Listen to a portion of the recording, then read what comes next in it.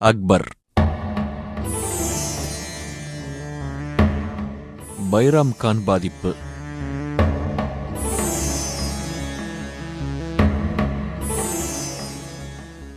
டெல்லியில் உள்ள பிராணாகிலா கோட்டைக்குள் உள்ள ஷெர்மண்டல் மாளிகையை பார்க்கப் போகிறவர்கள் அதனுடைய கிரவுண்ட் புளோர் மையப்பகுதியை சுற்றிலும் சுவரெழுப்பி மூடப்பட்டிருப்பதைக் காணலாம். மாடியிலிருந்து ஹுமாயூன் தடுக்கி விழுந்து இறந்த பிறகு அவருடைய உடல் அங்கேயே தற்காலிகமாக அடக்கம் செய்யப்பட்டது. பிற்பாடு மகாராணி ஹாஜி பேகம் கட்டிய புதிய கல்லறைக்கு ஹுமாயூன் உடல் கொண்டு செல்லப்பட்டதும் ஷெர்மண்டலில் சில ஆண்டுகள் மன்னர் உடல் இருந்த இடத்தில் யாருடைய காலடிச் சுவடுகளும் பதியக்கூடாது என்பதால் மன்னர் உடலை அப்புறப்படுத்திய கையோடு அந்த பகுதியை சுவரெழுப்பி சீல் செய்திருக்க வேண்டும் என்று சில தொல்பொருள் ஆராய்ச்சியாளர்கள் கருத்து தெரிவிக்கிறார்கள். ஹுமாயூன் இறந்த பிறகு 3 நாட்களுக்கு அந்தச் செய்தி மக்களுக்கு தெரிவிக்கப்படவில்லை. இளவரசர் அக்பர் தொலைவில் பஞ்சாப் பிரதேசத்தில் போர்க்களத்தில் இருந்த சமயம் அது. தடியெடுத்தவர்கள் தண்டல்காரர்களாக ஆவதும் முதுகில் குத்துபவர்கள் மன்னர்களாக ஆவதும் அப்போது சகஜமென்பதால் தனையனுக்கு தகவல் சொல்லி அனுப்பி தயார்படுத்தும் வரை ஹுமாயூன் போல சற்று தோற்றமளித்த ஒரு பணியாளருக்கு அரச உடை அணிவித்து உப்பரிகையில் மங்கலான வெளிச்சத்தில் அமரச் செய்து கீழே கவலையுடன் குழுமிய மக்களை பார்த்து கையசைக்க வைத்தார்கள். இறக்கும் தருவாயில் ஹுமாயூனை என்னவெல்லாம் கவலைகள் வாட்டியதோ என்னவோ. இளவரசர் அக்பர் பற்றி தந்தையார் கவலைப்பட்டிருக்க மாட்டார் என்று நம்பலாம். வீரமும் விசுவாசமும் கொண்ட பிரதம தளபதி பைராம் கான் பொறுப்பில் மன்னர் தன் மகனை விட்டிருந்ததுதான் காரணம். ஷெர்ஷாவின் வழிவந்த சிக்கந்தர் ஷா ஹுமாயூனிடம் தோற்று பஞ்சாபில் தஞ்சம் புகுந்து மறுபடி படை திரட்டிக் கொண்டு தொல்லை தந்து கொண்டிருந்ததால் பைராம் கானையும் அக்பரையும் பஞ்சாப் அனுப்பியிருந்தார் ஹுமாயூன். முகலாயப் படையை தாக்குப்பிடிக்க முடியாமல் சிக்கந்தர் ஷா மலைப்பகுதிகளில் ஓடி ஒளிந்து கொள்ள அந்தச் சமயத்தில்தான் டெல்லியிலிருந்து தந்தை இறந்த சோகச் செய்தி அக்பருக்கு வந்து சேர்ந்தது. தகவல் கேட்டதும் பைராம் கான் துரிதமாகச் செயல்பட்டார். ஒரு பெரும் மேடையும் அதன் மீது படுவேகமாக ஒரு மண்டபமும் அமைத்தார். காஷ்மீர விரிப்புகள் மீது அழகிய சிம்மாசனம் போடப்பட்டது. வைர வைடூரியங்கள் பதிக்கப்பட்ட மகுடம் ஒன்றும் அவசரமாக தயாரானது. ஹுமாயூன் இறந்து சரியாக 20 நாட்கள் கழித்து பிப்ரவரி 14, 1556 ஜொலிக்கும் உடையில் 13 வயது நிரம்பிய அக்பரை சிம்மாசனத்தில் அமர்த்தி துந்துபிகள் முரசுகள் முழங்க முடிசூட்டினார் பைராம் கான். அந்த மேடையை இன்றும் பஞ்சாப் மாநிலத்தில் ஒரு வயல்காட்டின் நடுவே காணலாம். தான் டெல்லிக்கு திரும்பி பொறுப்பேற்கும் வரை தார்தி பெஹான் என்னும் இன்னொரு பிரதம தளபதியை டெல்லிக்கு ஆளுநராக பைராம் கானின் ஆலோசனையின் பேரில் அக்பர் நியமித்தார். அதைத் தொடர்ந்து திடீரென்று டெல்லிக்கு ஆபத்து வந்தது. ஹேமு என்ற ஒரு இந்துவால். தாழ்த்தப்பட்ட குலத்தில் பிறந்து ஒரு சிறு வியாபாரியாக காலம் தள்ளிக் கொண்டிருந்த ஹேமு ஷெர்ஷாவுக்குப் பிறகு ஆட்சி செய்த ஆதில் ஷாவின் நண்பராகி பிறகு அவரிடமே பிரதம அமைச்சராக பணிபுரிந்தவர். ஷெர்ஷாவின் வம்சம் சிதறிப்போன பிறகும் ஒரு பெரும் படையுடன் பதுங்கியிருந்த ஹேமு இதுதான் தருணம் என்று இப்போது டெல்லியை முற்றுகையிட்டார். ஹேமு சற்று குள்ளம் மட்டுமல்ல, ஒல்லியும் கூட. தன் கடைக்கு வந்த கஸ்டமர்களோடு எப்போதாவது வாய்ச்சண்டை போட்டதற்கு மேல் போர் அனுபவம் என்று எதுவும் கிடையாது. அப்படிப்பட்ட ஒருவர் இடையில் ஆப்கானியர்கள் டெல்லியில் ஆட்சி புரிந்தபோது அமைச்சராகி மிக விரைவான காலத்தில் போர் பயிற்சியில் கில்லாடியாகவும் ஆனது ஒரு ஆச்சரியமான விஷயம். மன்னர் ஆதில் ஷாவுக்காக தொடர்ந்து 22 போர்களில் தலைமையேற்று வெற்றிக் கொடி நாட்டித் தந்தவர் ஹேமு என்பது குறிப்பிடத்தக்கது. ஹுமாயூன் உடல் ஷெர்மண்டல் மண்ணுக்கடியில், அக்பரோ பஞ்சாபில் என்ற இக்கட்டான சூழ்நிலையில் முகலாயர் வெளிக்கொணர்ந்த படையோடு ஹேமுவின் படை மோதியது. உச்சகட்ட போரில் பதுங்கியிருந்த ஹேமுவின் யானைப்படை பிளிரிக்கொண்டு வெளிப்பட மிரண்டு போன டெல்லிப் படை ஓட்டமெடுத்துவிட்டது. முகலாயர்களுக்கு யானை பயம் கடைசி வரை முழுமையாக அகலவே இல்லை. டெல்லி அரியணையில் அமர்ந்த ஹேமு உடனடியாக ராஜா விக்ரமாதித்தன் என்ற பட்டப்பெயருடன் முடிசூட்டிக் கொண்டதோடு தன் பெயரில் நாணயங்களும் அச்சிட்டுக் கொண்டு விட்டார். இந்த தகவல் போய்ச் சேர்ந்ததும் பஞ்சாபில் அக்பர் தலைமையில் இருந்த முகலாய வீரர்கள் சற்று கலவரமடைந்தார்கள். வேறு வழியில்லை, இளவரசர் உடனே காபூலுக்கு தப்பிவிடுவதே நல்லது என்று கூட சில ஆலோசகர்கள் அக்பரிடம் கவலையுடன் தெரிவித்தார்கள். இதற்கு மறுப்பு தெரிவித்த அக்பர் பைராம் கானை வரவழைத்து, யார் இந்த ஹேமு? நாம் உடனே டெல்லிக்கு படையுடன் போய் ஒரு கை பார்த்தாக வேண்டும் என்று பரபரக்க, பைராம் கான் முகத்தில் பெருமையுடன் கூடிய புன்னகை விரிந்தது. நான் நினைத்ததையே தாங்கள் சொல்கிறீர்கள். காபூலுக்கு உங்களை அழைத்துக் கொண்டு திரும்பி ஓடுவதற்காக இந்த பைராம் கானை தங்கள் தந்தையார் விட்டுவிட்டு போகவில்லை. உடனே டெல்லி செல்வோம். எதிரியை துரத்தி துரத்தி அடிப்போம். நம் வெற்றியில் மன்னருக்கு சந்தேகமே வேண்டாம் என்றார் பைராம் கான்.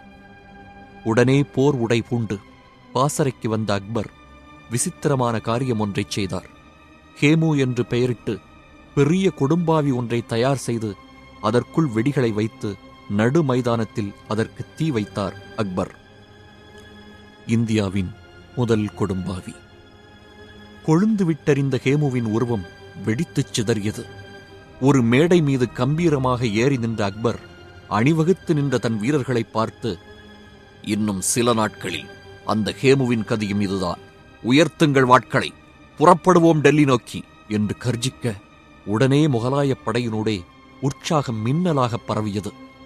நவம்பர் 5, 1556 பாட்டனார் பாபர் வெற்றி கொடி நாட்டிய அதே பானிபட் கிராமத்தில் அக்பரின் படையும் ஹேமுவின் படையும் நேரடியாக மோதிக்கொண்டன.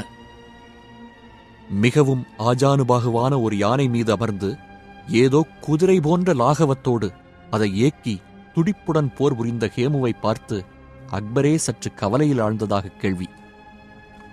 நல்ல காலமாக முகலாய வீரர் ஒருவர் எய்த அம்பு காற்றை கிழித்துக் கொண்டு பாய்ந்து சென்று ஹேமுவின் இடது கண்ணுக்குள் ஊடுருவியது.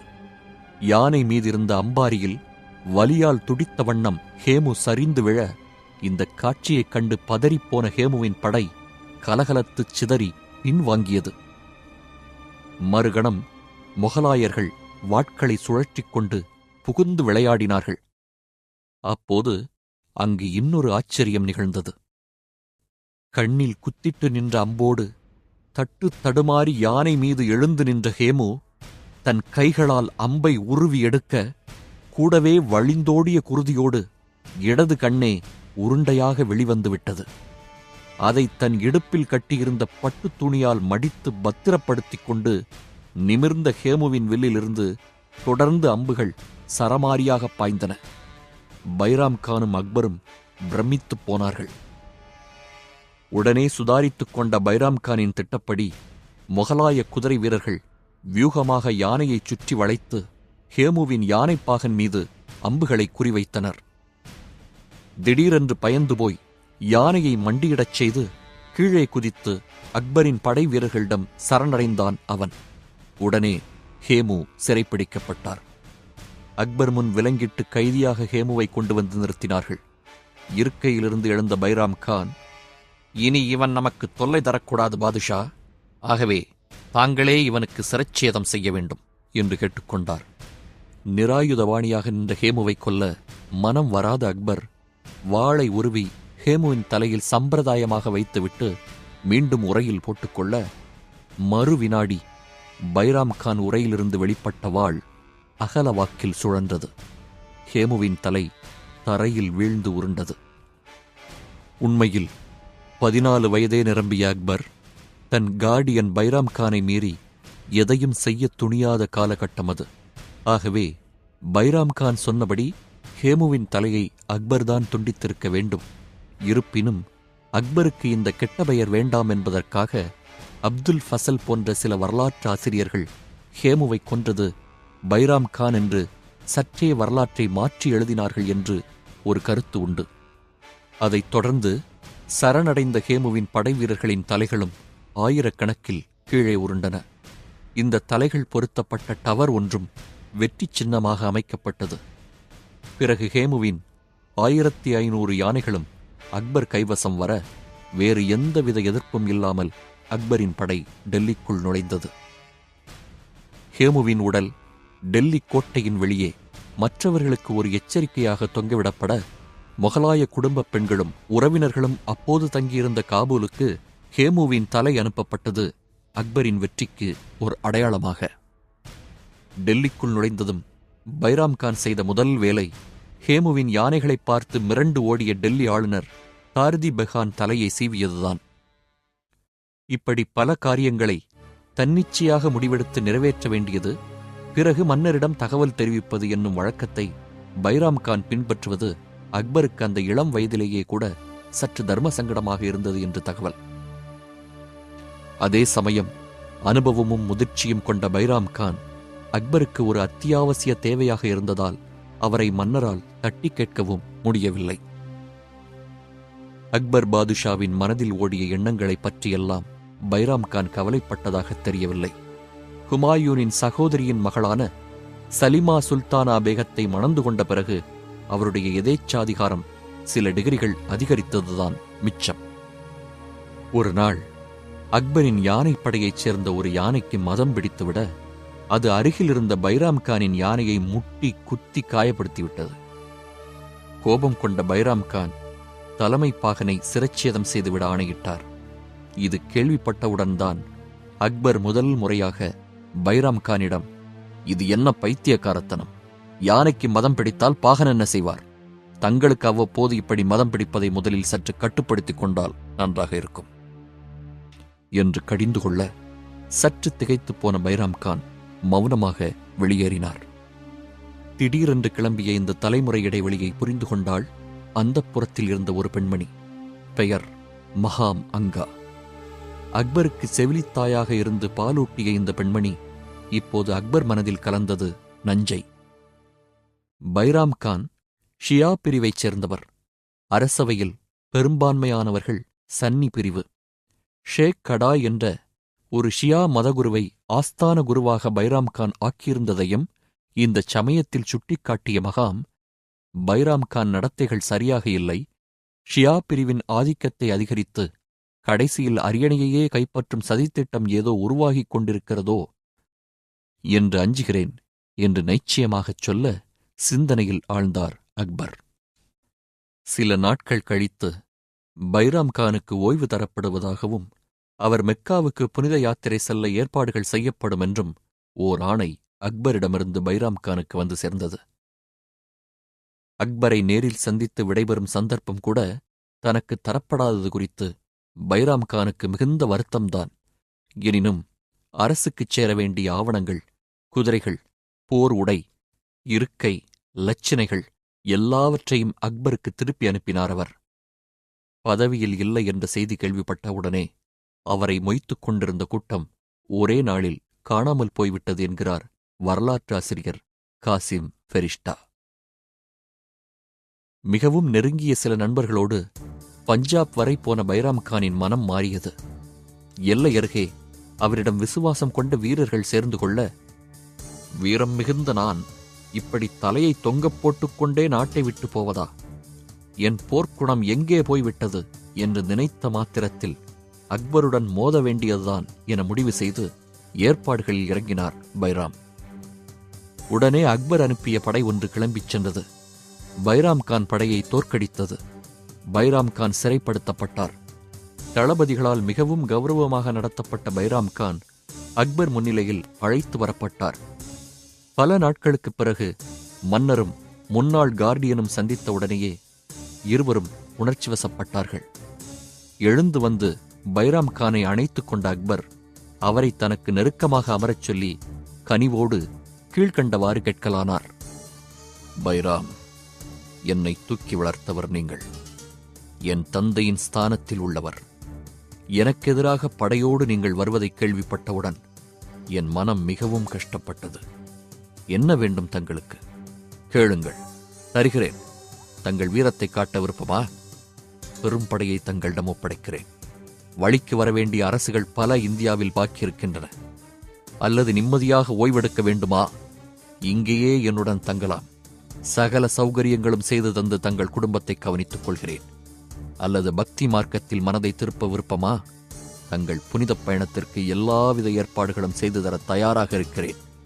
எனக்கு எதிராக படை திரட்டும் வேலை தங்களுக்கு வேண்டாம் பைராம் என்றார் அக்பர்.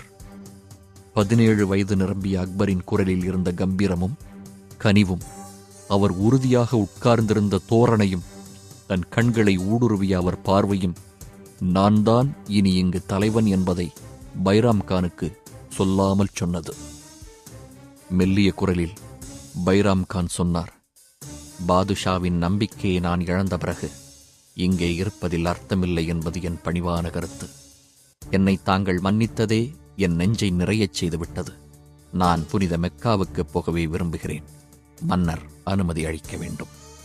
இதைத் தொடர்ந்து பைராம் கானுக்கு ஆண்டுக்கு 50,000 ரூபாய் ஓய்வூதியம் அளிக்க ஆணை பிறப்பித்த அக்பர் அவருடன் மெக்கா பயணிக்க உதவியாளர்கள் குழு ஒன்றையும் அனுப்பி வைத்தார். குஜராத் சென்று பிறகு அரேபியாவுக்கு பைராம் கான் குழு கடற்பயணம் மேற்கொள்வதாக திட்டம். ஜனவரி 1561. குஜராத் கடற்கரையில் தன்னுடன் பயணித்தவர்களுடன் அமர்ந்து உரையாடிக் கொண்டிருந்த பைராம் கானை ஒரு ஆப்கானிய இளைஞர் நெருங்கி வணங்கினார். பெயர் முஃபாரக் கான் லோஹானி. யாரப்பா நீ என்று பைராம் கான் வினவ, தன் தந்தையின் பெயரை குறிப்பிட்ட அந்த இளைஞர், அக்பரோடு சிக்கந்தர் ஷா சார்பில் போரிட்ட என் தந்தை கைதியாக்கப்பட்ட பிறகு அவருடைய தலையை தாங்கள் துண்டித்தது நினைவிருக்கிறதா என்று கேட்ட அந்த இளைஞரின் கரம் இடையை நோக்கி சென்றது. குருவாள் ஒன்று வெளிப்பட்டு பளிச்சிட்டது. பைராம் கான் பதைபதைப்புடன் எழுந்து தற்காத்துக் கொள்வதற்குள் அவர் மீது பாய்ந்த அந்த இளைஞர் ஆவேசத்துடன் பைராம் கான் மார்பில் பலமுறை வாளை பாய்ச்ச அங்கேயே சரிந்து மணற்பரப்பில் விழுந்து இறந்தார் பைராம் கான். ஆட்டம் போட்ட ஆதாம் கான்.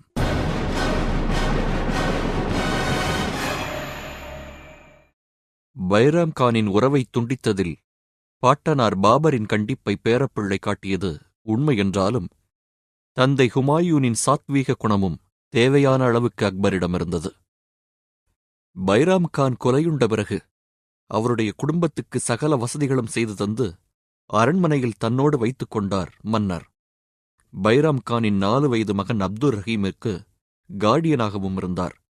பிற்பாடு அக்பரின் அரசவையை அலங்கரித்த மிகத் திறமையான பிரபுக்களில் ஒருவராக அப்துர் ரஹீம் முன்னேறி பெருமை பெற்றது வேறு விஷயம். பைராம் கானின் மறைவுக்குப் பிறகு ஓராண்டு கழித்து அரண்மனைக்குள் யார் நுழைந்து பார்த்திருந்தாலும் எதிர்காலத்தில் அக்பர் மாமன்னர் என்று உலகப் புகழ் பெறப்போகிறார் என்று சத்தியமாக ஒரு பேச்சுக்கு கூட சொல்லியிருக்க மாட்டார்கள். அந்த அளவுக்கு நிலைமை துர் தேவதைகளின் கையில் சிக்கி சீரழிந்திருந்தது. தன்னை கைப்பாவையாக ஆக்கும் அரண்மனை சதித்திட்டங்களை திட்டவட்டமாக சமாளிக்க முடியாமல் அக்பர் சற்று திணறியது என்னவோ நிஜம். தலைமை துர் தேவதையாக இருந்தவள் செவிலித்தாய் மகாமங்கா. இவளுக்கு பிறந்தது ஆதாம் கான் என்னும் ஒரு மிருகம். பொறுப்பு உணர்ச்சி எதுவும் இல்லாமல் பேயாட்டம் மட்டுமே போடத் தெரிந்த இந்த வெறியனை பைராம் கான் இருந்த இடத்துக்கு கொண்டு வர விரும்பினாள் ஆதாம் கானின் தாய் மகாமங்கா. ஆரம்ப கட்டத்தில் குழப்பத்தில் இருந்த அக்பரும் ஆதாம் கானை ஒரு தளபதியாக பதவியில் அமர்த்தி மால்வா பிரதேசத்திற்கு ஒரு படையுடன் அனுப்பினார். மால்வாவை ஆண்டு வந்த பஸ்பகதூர் ஒரு உல்லாச பேர் வழி. அரண்மனைக்குள் சர்வதேச அழகிகள் மாநாடு நடக்கிறதோ என்று எண்ணும் அளவுக்கு அவரது அந்தப்புறம் வடக்கே பிரசித்தி பெற்றிருந்தது. மனிதர் உச்ச ஸ்தாயியில் பிருக்காக்களை உதிர்த்து பிரமாதமாக பாடுவார். இந்தியில் அருமையான கவிதைகளும் இயற்றுவார். எப்போதும் அழகிகள் அவரை சூழ்ந்த வண்ணம் இருந்ததால் பஸ்பகதூரிடம் சரமாரியாக வந்தது அநேகமாக காதல் கவிதைகளே என்பதை சொல்லத் தேவையில்லை. பகதூரின் அந்தப்புறத்தில் சொக்க வைக்கும் அழகுடன் அலங்கார தேவதையாக வளைய வந்தவள் ருப்மதி.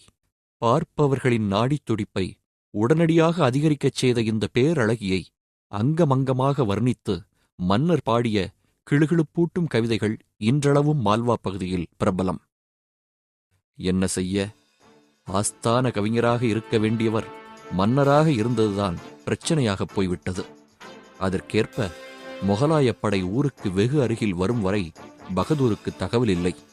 காலம் கடந்த நிலையில் சொகுசான தலையணைகளிலிருந்து வெளிப்பட்ட பஸ்பகதூர் பயந்து பதுங்கவில்லை என்பதைச் சொல்லியாக வேண்டும். ஆனால் அவசர கோலத்துடன் வீரர்களை திரட்டி முகலாயப் படையுடன் மோத முடியுமா? போர் நீடித்தது சில மணி நேரங்களே. காயங்களுடன் காட்டுக்குள் தப்பி ஓடுவதற்கு முன் பஸ்பகதூர் தன் விசுவாசமான சில வீரர்களிடம் கீழ்கண்டவாறு ஆணையிட்டார். அந்தப்புறத்து பெண்கள் யாரும் முகலாயர்கள் கையில் சிக்கவிடாமல் கொன்றுவிடுங்கள். குறிப்பாக என் அருமை ரூப்மதி. இந்த ஆதாம் கானை பற்றி கேள்விப்பட்டிருக்கிறேன். அவன் கையில் இவள் சிக்கினால் அலங்கோலப்படுத்தி விடுவான். எச்சரிக்கை. அந்தப்புறத்தில் இருந்ததோ நூற்றுக்கணக்கில் பெண்கள். எப்படியோ முகலாயர் கண்ணில் படாமல் உள்ளே நுழைந்த மால்வா வீரர்கள் சிலரே. இவர்களால் விரைவாக செயல்பட்டு தங்கள் மன்னரின் ஆணையை வெற்றிகரமாக நிறைவேற்ற முடியவில்லை. பல பெண்கள் நடுங்கிப் போய் அங்கும் இங்கும் ஒழிந்து கொண்டிருந்ததும் பெரும் பிரச்சனையாக இருந்தது. அதற்குள் ஆதாம் கானின் படை உள்ளே நுழைந்துவிட்டது. ஒரு மூலையில் பயந்த விழிகளுடன் பதுங்கியிருந்த ரூப்மதியை கடைசி நிமிடத்தில் பார்த்து திகைத்த பகதூரின் மெய்க்காவலனான அலி ஒருவன் அவள் மீது அவசரத்துடன் கோணல் மாணலாக வாளை வீச அந்த ஆரணங்கின் அங்கமங்கும் காயங்கள் ஏற்பட்டதுதான் மிச்சம். ஆதாம் கானின் கொலை வெறி பற்றி மால்வா மன்னர் கேள்விப்பட்டிருந்ததைப் போலவே ரூப்மதியின் கொள்ளை அழகு பற்றியும் ஆதாம் கான் கேள்விப்பட்டிருந்தான். தலை உருளல்கள், சூறையாடல்கள் எல்லாம் ஆசிதீர நடந்தேறிய பிறகு வெற்றி களிப்புடன் மஞ்சத்தில் மல்லாந்து மதுவை சுவைத்த ஆதாம் கான் கேட்ட முதல் கேள்வி, அந்த பெண் ரூப்மதி எங்கே? குருதி வழிய கட்டி இழுத்து வந்தார்கள் காரிகையை. அந்த பரிதாப நிலையிலும் ஆதாம் கானை அவள் அழகு எழுந்து நிற்க வைத்தது. ஆனால் அங்கே நடந்ததென்னவோ வேறு. அருகில் வந்து காலடியில் வீழ்ந்த ரூப்மதியை அந்த வில்லன் அணைத்து தூக்க பார்த்தபோது அவள் தலை தொங்கியிருந்தது. தன் உடையிலோ ஆபரணத்திலோ ஒளித்து வைத்திருந்த கடும் விஷத்தை வரும் வழியிலேயே விழுங்கி தன் வாழ்வை கனகச்சிதமாக முடித்துக் கொண்டிருந்தாள் அந்த பெண். இதனாலோ என்னவோ ஆவேசம் வந்தவனைப் போல ஆதாம் கான், அந்த புறத்தில் அகப்பட்ட வயதான பெண்களின் தலைகளை சீவித் தள்ளுங்கள். இளம் பெண்கள் இருக்கட்டும், பிற்பாடு உபயோகப்படுவார்கள் என்று கர்ஜித்தான். மதுக்கிண்ணங்களை ஏந்தியவாறு ஆதாம் கானும் கொலை வரியில் அவனுக்கு இணையான உபதளபதி ஃபிர் முகமதும் ஜாலியாக அமர்ந்து ஜோக்கடித்துக் கொண்டிருக்க வரிசையாக அவர்கள் முன் தலைகள் குவிந்தன. இந்த காட்சியை நேரில் கண்டு தன் ஆட்சேபனையை தெரிவித்த வரலாற்றாசிரியர் பதானி, பெண்களும் பிறகு முதியவர்களும் முல்லாக்களும் வெட்டி கொல்லப்பட்டார்கள். பலர் தங்கள் மார்போடு புனித குர்ஆனை அணைத்துக் கொண்டிருந்தார்கள். ஆதாம் கான் எதை பற்றியும் கவலைப்பட்டதாக தெரியவில்லை என்று குறிப்பிடுகிறார். இந்த மால்வா வெற்றியைத் தொடர்ந்து ஆதாம் கான் மனதில் மேலும் ஆசைகள் கிளம்பின. சூறையாடிய பொன்னையும் பொருளையும் பிடிபட்ட யானைகளையும் தானே வைத்துக் கொண்டான் அவன். உடனே அக்பருக்கு சேதி போனது. சீனம் பொங்கியது. மகா மங்காவுக்கு பயந்து கொண்டு மன்னரிடம் யாரும் முழு விவரங்களையும் கூறாத நிலையில் படையுடன் மால்வா நோக்கித் தானே கிளம்பினார் அக்பர். கூடவே தொத்திக் கொண்டாள் மகா மங்கா. மால்வா அரண்மனைக்குள் டெல்லி பாதுஷா நிகழ்த்திய திடும் பிரவேசம் கண்டு திகைத்துப் போன ஆதாம் கான் ஓடி வந்து அக்பர் முன் மண்டியிட்டான். நானே முறையாக எல்லாவற்றையும் தங்கள் காலடியில் சமர்ப்பிக்க டெல்லி கிளம்பிக் கொண்டிருந்தேன் என்று பசப்பினான். தளபதியின் வார்த்தைகளை மன்னர் நம்பவில்லை என்று கேள்வி. எனினும் மகாமங்கா தன் சாமர்த்தியத்தால் விசாரணை கமிஷன் எதுவும் நியமிக்கப்படாமல் பார்த்துக் கொண்டாள். ஆதாம் கான் அப்போதைக்கு தப்பித்தாலும் மன்னர் ஒரு எரிச்சலுடனேயே அதற்குப் பிறகு தளபதியை நடத்தினார். ஒரு கொடூரமான துணுக்குச் செய்தி. அந்தப்புறப் பெண்களையெல்லாம் கொன்றுவிட்ட ஆதாம் கான் 2 அழகிகளை மட்டும் ஒளித்து வைத்துக் கொண்டிருந்தான். இரவில் மகனின் அறையில் உறங்கிக் கொண்டிருந்த அவர்களை பார்த்து திடுக்கிட்ட மகாம், யார் இவர்கள் என்று கேட்க ஆதாம் கான் விஷயத்தைச் சொன்னான். முட்டாள், நாளை அக்பரிடம் இவர்கள் தப்பிச் சென்றால் நீ போட்ட வெறியாட்டமெல்லாம் சந்தி சிரிக்குமே, பிறகு உன் கதி என்னாகும் என்று பதட்டப்பட்ட அவள் தூக்கத்தில் இருந்த அந்த பெண்களை கழுத்தை நெரித்து கொலை செய்தாள். ஆதாம் கானை தன்னோடு வரச் சொல்லி ஆணையிட்ட அக்பர் உப தளபதி ஃபிர் முகமதுவை நியமித்துவிட்டு ஆக்ரா திரும்பினார். திரும்பும் வழியில் ஒரு காட்டுப் பகுதியை கடக்க நேரிட்டது. சற்று நேரம் அங்கு தங்கி வேட்டையாடிய போது புலி ஒன்று உருமிக் கொண்டு வர வாளை உருவிக்கொண்டு பாய்ந்த அக்பர் அந்த புலியை ஒரே வீச்சில் கொண்டு சாய்க்க அதைக் கண்டு எல்லோரும் பிரமித்துப் போனதாக அக்பரின் வாழ்க்கை வரலாற்றை எழுதிய அப்துல் ஃபசல் குறிப்பிடுகிறார். ஒருவேளை ஆதாம் கான் மீது மன்னருக்கு இருந்த கோபமெல்லாம் புலி மீது திரும்பியிருக்கலாம். ஆக்ரா வந்து சேர்ந்த அக்பர் காபூலில் வசித்துக் கொண்டிருந்த தந்தை ஹுமாயூனின் நண்பரான அட்கா கான் என்ற ஓர் அறிஞரை வரவழைத்து அவரை பிரதம அமைச்சராக நியமித்தார். இது நிகழ்ந்தது நவம்பர் 1561. தன் ஆலோசனையை கேட்காமல் இந்த நியமனம் நிகழ்ந்தேறியது கண்டு மகாமங்காவை கவலையும் பீதியும் பீடிக்க யோசனையில் ஆழ்ந்தது அந்த பெண் நரி. இதற்கிடையே மால்வா ஆளுநராக ஆக்கப்பட்ட ஃபிர் முகமது தன் படையுடன் சுற்றுப்புறத்து ஊர்களை சூறையாடுவதும் ஒரு குட்டி செங்கிஸ்கான் கணக்கில் மக்களை வெட்டித் தள்ளுவதையும் வாடிக்கையாக கொள்ள காட்டுப்பகுதியில் பதுங்கியிருந்த பஸ்பகதூருக்கு வசதியாகப் போய்விட்டது. அண்டை பிரதேசங்களை ஆண்டு வந்த குறுநில மன்னர்களை இணைத்து படையொன்றை விரைவாகத் திரட்டிக் கொண்டு வந்தார் முன்னாள் மால்வா மன்னர். நடந்த போரில் ஃபிர் முகமது தோற்றுப்போய் ஒரு குதிரையில் ஏறி தப்பிக்க பார்த்தான். அவனை பஸ்பகதூரின் வீரர்கள் துரத்த வழியில் குறுக்கிட்ட நர்மதா நதியை கடக்கப் பார்த்த ஃபிர் முகமதுவை குதிரையோடு சேர்த்து வெள்ளம் அடித்துக் கொண்டு போனது. மால்வா மறுபடி பஸ்பகதூர் கைக்குப் போய்விடவே அக்பர் தலையில் அடித்துக்கொண்டு இன்னொரு படையை அனுப்ப வேண்டியிருந்தது. போரில் தோற்று சிறைப்பட்ட பகதூர் அக்பரிடம் சரணாகதி அடைய மன்னிப்பு கிடைத்தது. அதற்குப் பிறகு அக்பரின் அரசவையில் ஒரு முக்கிய பிரமுகராக செல்வாக்குடன் பல ஆண்டுகள் வாழ்ந்து காலமானார் பஸ்பகதூர். 1562 பிறந்தது. புத்தாண்டு அக்பரின் தனிப்பட்ட வாழ்க்கையிலும் முகலாய ஆட்சியிலும் ஒரு பெரும் திருப்பத்தை ஏற்படுத்தியது. இந்த திருப்பம் ஏற்படுத்திய விளைவுகள் சரித்திர பிரசித்தி பெற்றவை. ஆஜ்மீரில் இருந்த க்வாஜா மொய்னுதீன் சிஷ்டி என்ற ஞானியின் கல்லறைக்குச் சென்று வணங்குவதற்காக அக்பர் ஜனவரி மாதம் அந்த ஊருக்குச் சென்றார். அப்போது அருகிலிருந்த ஜெய்ப்பூருக்கும் மன்னர் வருகை தர அவரை மிகுந்த மரியாதையோடு வரவேற்றார் ராஜபுத்திர மன்னர் பார்மால். சில வரலாற்று ஆசிரியர்கள் பிகாரிமால் என்றும் அழைக்கிறார்கள். அதைத் தொடர்ந்து இந்திய மக்களுக்கு வியப்பும் மகிழ்ச்சியும் தந்த ஒரு நிகழ்ச்சி அங்கே நடந்தது. ராஜபுத்திர மன்னரின் மகளும் முகலாய பாதுஷாவும் கண்ணோடு கண் நோக்க அது திருமணத்தில் முடிந்தது. ஜெய்ப்பூர் இளவரசியின் தம்பி பகவான் தாஸ் அக்பருடைய முக்கிய அமைச்சர்களில் ஒருவராகவும் நியமிக்கப்பட்டார். இப்படியாகத்தான் முதல் முறையாக ராஜபுத்திர முகலாய உறவு துளிர்விட்டது. அது மட்டுமல்ல, இந்த ராஜபுத்திர மனைவி மூலம் அக்பருக்கு பிறந்தவர்தான் பிற்பாடு பட்டத்துக்கு வந்த ஜஹாங்கீர். பாதி ராஜபுத்திரரான ஜஹாங்கீரும் ராஜபுத்திர பெண்களை மணந்து கொண்டது பிற்பாடு. வர வர அக்பர் தன் பிடியிலிருந்து மெல்ல நழுவுவது செவிலித்தாய் மகாமங்காவுக்கு புரிந்தது. ஆத்திரத்தில் தூக்கமிழந்த அந்த பெண்மணி புதிய பிரதம அமைச்சர் அட்கா கானை தீர்த்துக் கட்டினால் தான் சரிபடும், பிறகு ஆதாம் கானை அந்த பதவிக்கு சிபாரிசு செய்யலாம் என்று முடிவு கட்டினாள். ஆனால் இந்த விஷயத்தில் தாயை விட அவசரப்பட்டான் ஆதாம் கான். மிகுந்த பொறுப்புடனும் நேர்மையுடனும் பணியாற்றி வந்த அட்கா கான் ஒரு நாள் காலை நெருங்கிய நண்பர்களுடன் அமர்ந்து புனித குர்ஆன் ஓதிக்கொண்டிருந்த போது உள்ளே வெறியோடு புகுந்த ஆதாம் கான் அந்த முதியவரின் மார்பில் பலமுறை வாளை பாய்ச்சிக் கொன்றான். கூடியிருந்தோர் பதறி அலற திரும்பி ஓடினான் அந்த கொலைகாரன். அப்போது பக்கத்து அறை கதவு திறந்தது. ஏதோ சத்தம் கேட்டு வெளியே வந்து நின்றவர் மன்னர் அக்பர். தரையில் பிரதம அமைச்சர் இரத்த வெள்ளத்தில் இறந்து கிடந்த காட்சியை பார்த்த அக்பர் திகைத்துப் போனார். வினாடியில் விஷயத்தை யூகித்த மன்னரின் கரம் இடையிலிருந்த வாளை உருவியது.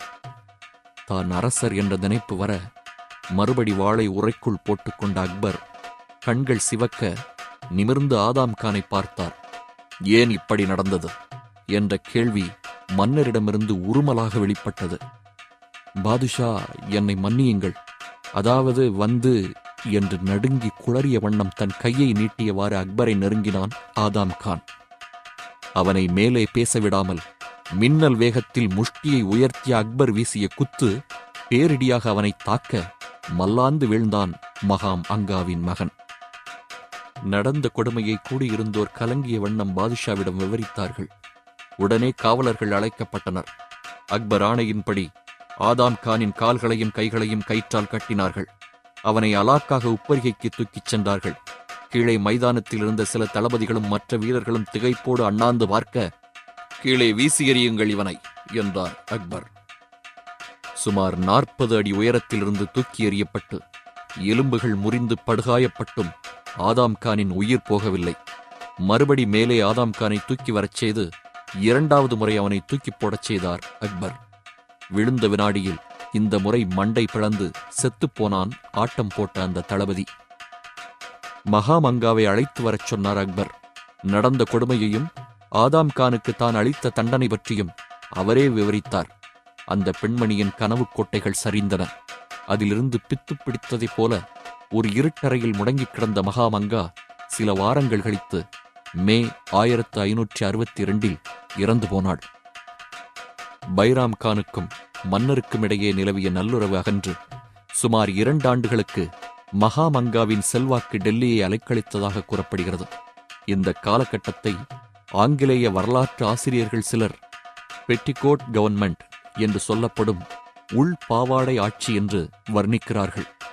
ஆனால் ஆதாம் கானுக்கு கிடைத்த தண்டனைக்குப் பிறகு அக்பருக்கு மிக மிக நெருங்கியவர்கள் கூட மன்னரிடம் வாலாட்டவில்லை என்பதும், பிறகு இந்த வகையான இடையூறுகள் எதுவும் இல்லாமல் அக்பரின் ஆட்சி ராஜபாட்டையில் கம்பீரமாக பயணிக்க ஆரம்பித்தது என்பதும் உண்மை. மன்னருடன் நேரடியாக மோதுவதற்காக ராஜபுத்திர மாவீரர்கள் சிலர் மட்டும் காத்திருந்தனர். ஒரு வீராங்கனையும் தான். சாம்ராஜ்ய விஸ்தரிப்பு.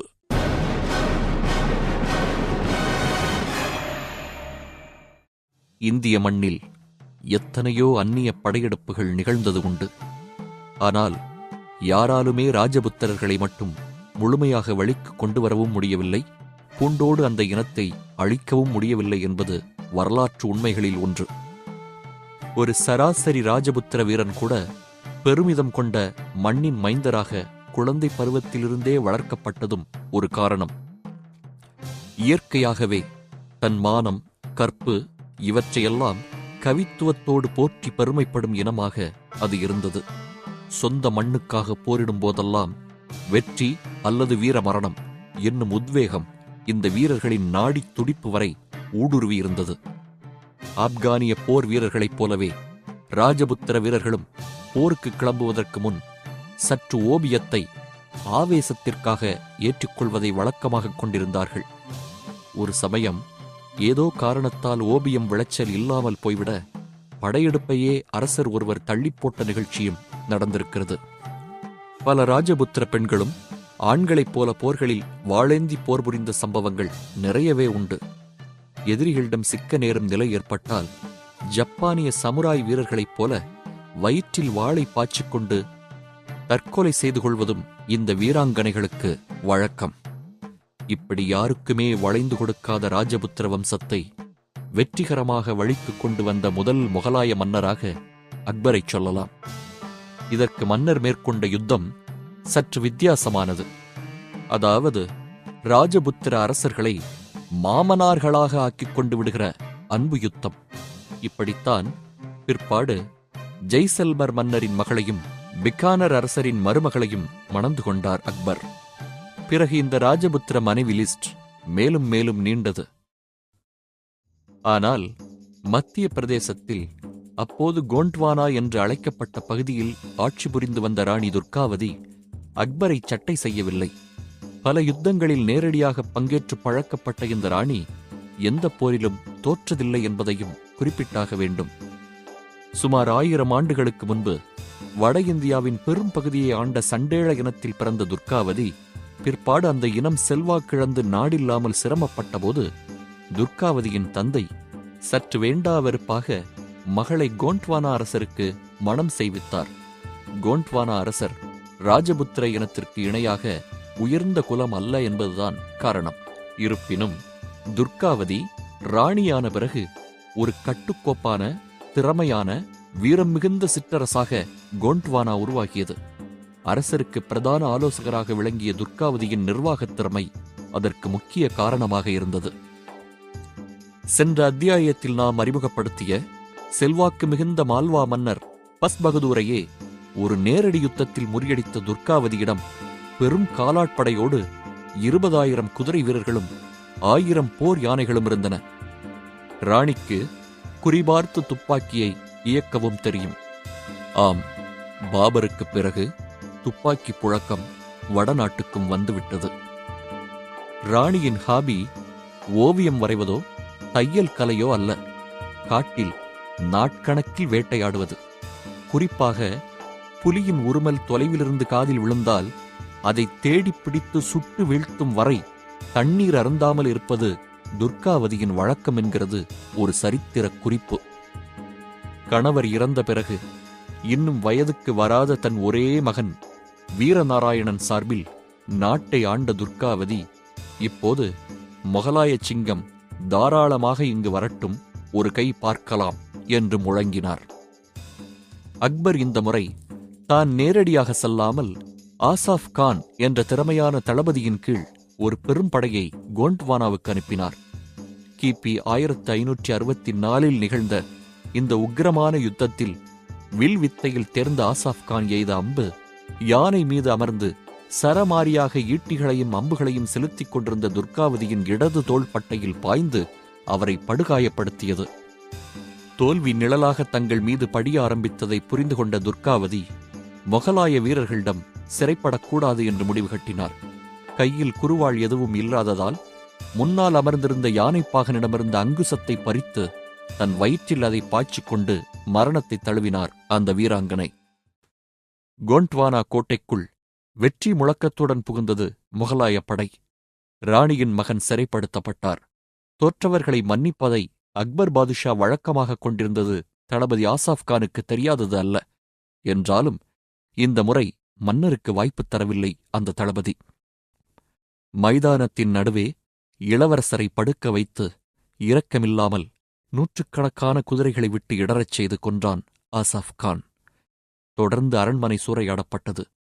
1 வாரம் செலவிட்டும் அபகரிக்கப்பட்ட பெரும் செல்வத்தில் 10ல் 1 பங்குதான் எண்ண முடிந்ததாம். ஆசாஃப் கான் மனதில் ஆசை புகுந்தது. சம்பிரதாயத்திற்கு 15 யானைகளை மட்டும் அக்பருக்கு அனுப்பினான் அவன். தளபதிகள் முதல் வேலையாக கைப்பற்றப்பட்ட யானைகளை மன்னரிடம் சேர்த்தாக வேண்டும் என்று ஒரு சட்டம் அந்த காலத்தில் உண்டு. அப்படி செய்யாதது பெரும் ஒழுங்கீனமாக கருதப்பட்டது. ஆசாஃப் கானின் நடத்தை கண்டு கோபமுற்ற அக்பர் தளபதியை கைது செய்ய ஒரு படையை அனுப்ப காடுகளில் ஓடி பதுங்கிக் கொண்டான் அவன்.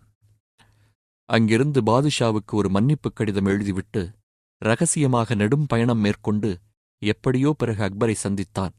காலில் விழுந்து அழுது புரண்டு உயிர் பிச்சை கேட்க மன்னரும் தளபதியின் போர்த் திறமையை மனதில் கொண்டு மன்னித்தார்.